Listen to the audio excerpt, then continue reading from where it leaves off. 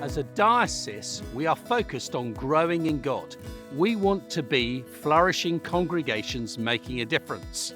We would like each benefice to produce a plan for growth. 3 steps we suggest: listen, choose, and plan. We recognize that all we are doing is try to discern what God is doing around us and joining in. So our first listen is to listen to God. So we want to make prayer a priority. But then also we want to be able to listen to our community. Each parish, each benefice is set in a very different context, and we recognise that. Go back to your deanery plan, go back to your latest parish profile and see what you can learn about your community to make sure that we are listening to them too. And then finally, listening to one another, listening to the church community. And that may mean having a listening event. In the booklet that we provided for the incumbents, there are a variety of ways offered that you could do that. So listen to God, listen to the community, and listen to one another. You'll probably have a list of all the possible things you could focus on in the next 3 to 5 years.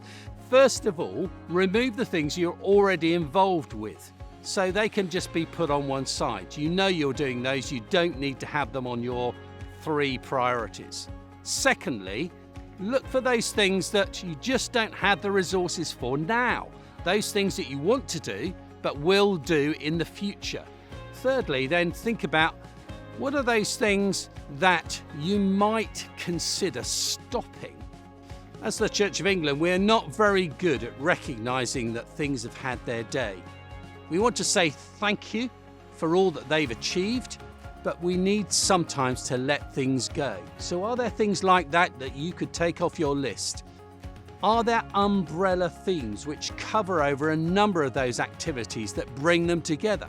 For example, engaging with children and families might include going into schools, but it also might include running Messy Church. That could be included under the umbrella of working with children and families.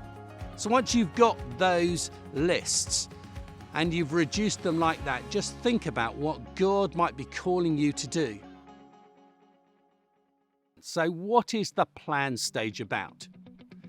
We suggest you gather a group together to consider of all the priorities you've listed from the previous step that you want to focus on. So have a discussion, present it to the PCC so that they can actually see and understand why you've chosen those 3 things. The plan for growth needs to have a what are we going to start to do? Of course, as soon as you start something, things will change. The plan for growth is a living document and will change as you go forward. But who's going to do it? When do they need to do it by? What resources will they need to help them achieve it? How will you know when you've done it? So producing some simple steps to take you forward. Then you need to communicate that across the congregations. You need to tell them what you're going to be focusing on for the next 3 to 5 years. And it would be great. You need to tell us, you see, as well. Why do you need to tell us? So that we can support you. Once I know what the benefices across the diocese want to focus on for the next 3 to 5 years, I can put together some training, some gatherings, some sharing of good practice, some resources to help you do that. That's why it would be great if you can complete the form online on the website so that we know where you want to go. That's what the plan stage is all about. There are lots more resources available on the website, and we hope to add to them as we go forward. So, to conclude, thank you so much for all that you are doing on this process. And do remember what Phil emphasised about listening carefully to the local community, to the church, to what God is up to, both individually and corporately. And prioritise on the basis of that listening and make plans on the basis of those priorities. And do remember that this is just the greatest opportunity that we have, joining with God's work in the world in our daily lives.